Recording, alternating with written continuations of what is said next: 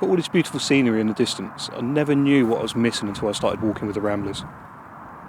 So one day I was sitting in a van, just caught in traffic, and I looked out and I could see all the countryside in the distance. And then I realised I should be out there walking in that instead, rather than sitting in a van, getting unhealthier. I should be out there breathing the country air, getting fitter, getting to know more people, and exploring all the countryside around me.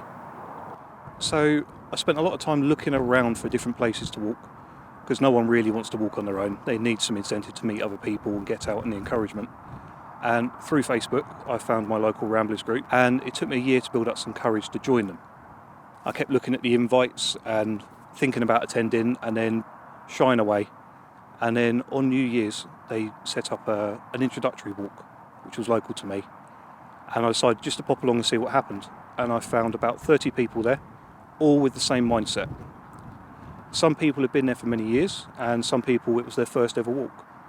And from that it's progressed, and now on a regular basis I go out with these same friends that I see most weekends. So I went from being quite lethargic and spending many years not doing a great deal of walking or exercise to walking practically every weekend, anywhere from 5 miles to 15 miles.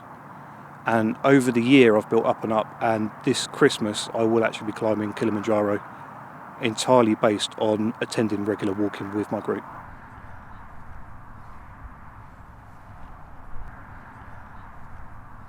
So we all have to deal with a lot of stress in our jobs on a daily basis, and going out at the weekend allows me to refocus my mind, and even talking to people I'm walking with about what's happened allows me to de-stress and prepare myself for the week that's coming forward.